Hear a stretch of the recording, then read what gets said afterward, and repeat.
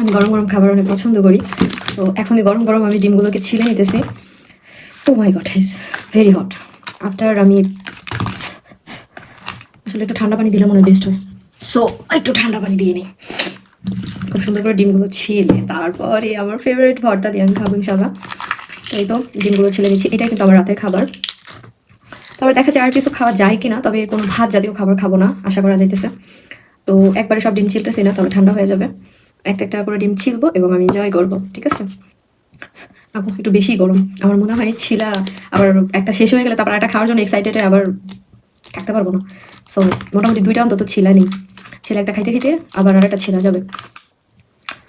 ওই তো আমি আমার ডিমগুলো ছিলে নিতেছি। আমি অবশ্য ওভেনে একটু গরম মাংস গরম করে নিয়ে আসছি রুটি খাওয়ার জন্য। তবে আগে ডিমটা খাবো, দেন তারপরে দেখবো যে খাওয়া যায় কিনা, হয়তো একটু খাইতে পারি।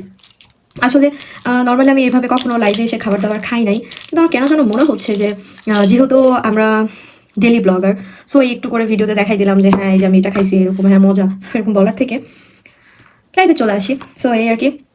এরপর আমার সেই তৈরি করা আচারের তেল, পেঁয়াজ, মরিচ, শুকনো মরিচ। আসলে আচারের তেলটা বেস্ট কিনা আমি জানি না, তবে ন্যাচারালি শুধু সরিষার তেল দিলে আমি আসলে কথা বলতে পারতেছি না, জিভে জল চলে আসছে।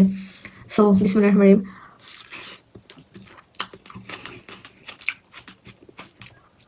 আলহামদুলিল্লাহ, এটা আসলে এত মজা আপনাদেরকে আমি বুঝাইতে পারবো না। আমি পুরো সপ্তাহে তো কন্টিনিউসলি ডিম খাই, বাট আগে আমি জাস্ট হচ্ছে গিয়ে লবণ দিয়ে একটু খেয়ে নিতাম। রিসেন্টলি গত 1 মাস যাবত আমি কন্টিনিউ এভাবে খাই, আর আমি এটার এত ফ্যান হয়ে গেছি। আমি সবসময় এভাবেই খাই, আমার খুবই ভালো লাগে। ম্যাক্সিমাম 3 থেকে 4টা ডিম আমি সিদ্ধ করি, 2টার উপরে হলে আমি এভাবে মরিচ পত্তা করে নিবো। এই জন্য আমার সবসময় 1 বক্স শুকনো মরিচ বাঁধা থাকে। এটা আমার লাগবেই, কারণ এখানে তো ওইরকম দেশি কাঁচামরিচ পাওয়া যায় না। বাট আমার সরষের তেল অলরেডি শেষ হয়ে গেছে। দেখি আমি সরষের তেল দেশি কোনো বাঙালি শপে গিয়ে নিয়ে আসবো। তো ঠিক আছে, এনজয় করি খাবারটা। আসলে খাবারটা অনেক মজা। ডায়েট করি এটা কোনো বিষয় না, বাইরে থাকি, ইউরোপে থাকি, এটা কোনো বিষয় না। বাঙালি খাবার তো ভাই মিস করা যাবে না, বাঙালি তো বাঙালি। আর ঝালের যে একটা মজা, এটা মনে হয় আমি কোনোদিনই ছাড়তে পারবো না। আমি আমার পিম্পলসের জন্য ডাক্তার দেখাইছি, বা ডাক্তার বলছে আপনি পানি কম খান, আপনি একটু টেনশন বেশি করেন, ইভেন আপনার ঘুম কমের কারণে এটা হচ্ছে, আর কিছুই না। আর স্পাইসেসটা একটু বেশি খাই। তবে আমি মশলা খাবার এখন একদম ছেড়ে দিছি। আমি মশলা কষায় তারপরে সুন্দর করে রান্না করা এটা করি না। আমি ডিরেক্টলি সবকিছু মাখায় চোখায় চুলায় দিয়ে দিই, হালকা একটু কষিয়ে আমি ডিরেক্টলি ঝোলের পানি দিয়ে দিই, দিয়ে এইভাবে খাইতেছি। মুখচোর খাবার থেকে আমি মনে করি হেলদি খাবারটা আসলে আমাদের সবার জন্য খুবই ইম্পর্টেন্ট। সো এটাই আর কি। আলহামদুলিল্লাহ, আলহামদুলিল্লাহ, মাশাআল্লাহ। আপনারা সবাই বাসায় ট্রাই করে দেখবেন, এটা যে কি মজা হয় আমি বোঝাতে পারবো না। আমার তো এই 4টা ডিম খেয়ে পেট ভরে যাবে, রুটি আর খাবো কি?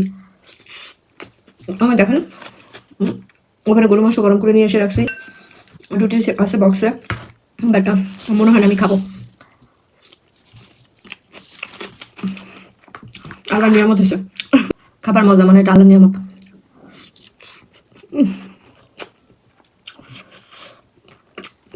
আমি একটা বোকামি করছি, সন্ধ্যার সময় আমি নিচে গিয়ে কফি মেশিন থেকে একটা, যদি ঘুম থেকে উঠে আমি রুমে কফি খাইছি, নিচে গিয়ে প্রথমে একটা কফি বানাইছি, যেহেতু মেশিনে দুধ দেওয়া যায় না, ডিরেক্ট ক্যাপাচিনো, সরি মানে এক্সপ্রেসও ছিল। এটাকে ক্যাপাচিনো বানানোর জন্য আমি দুধ অ্যাড করি, করে আফটার আপনার হতেছে যে ওভেনে দিই, দেন ওভেনে দেওয়ার পরে এটা এত গরম হয়ে যায়। আর আমি বুঝতে পারি নাই, আমার মামা ফোন করছিল রোমানিয়া থেকে, ওনার সাথে কথা বলা ভিডিও কলে আমি জাস্ট কাপটা নিয়ে ডিরেক্টলি মুখে দিয়ে দিয়েছি, ইভেন আমার জিব্বাটা পুড়ে গেছে। আলহামদুলিল্লাহ, 2টা ডান, বাকি আরো 2টা আছে, আমার এই 2টা খাইতে হবে। আসলে এটা আমার কেন তো মজা লাগে, আমি তবে ঝালের জন্য। আসলে আমরা অনেক ঝাল প্রিয় বাংলাদেশে। থাকাকালীন আমি গত 1 বছর আমার ছোট বোনকে নিয়ে নাটোরে ছিলাম, তো নাটোর স্টেশনে আমি এই খাবারটা খেয়েছিলাম। সরিষার তেল পেঁয়াজ দিয়ে স্টেশনে আপনার শীতের দিনে ডিম সিদ্ধ মরিচ ভর্তা বানিয়ে বিক্রি করে, ভাই রে ভাই কি ভালো লাগছিল তখন। এরকম আমি 4টা 5টা ডিম আমরা 2 বোন খেয়ে ফেলতাম।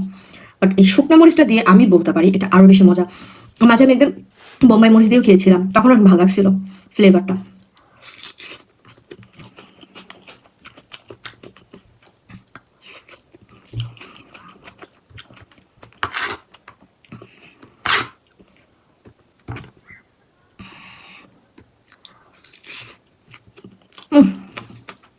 প্রত্যেকটা বাড়িতে বাড়িতে অমৃত। প্লিজ সবাই ট্রাই করবেন, ইভেন কমেন্টে আমাকে জানাবেন যে হ্যাঁ জান্নাত আপু আমরা ট্রাই করছি, ইভেন এরকম একটা টেস্ট পাইছি। Very very good test. ঠিক আছে, ভালো থাকুন, দেখা হবে আবার নেক্সট কোনো এক ভিডিওর সঙ্গে। আল্লাহ হাফেজ।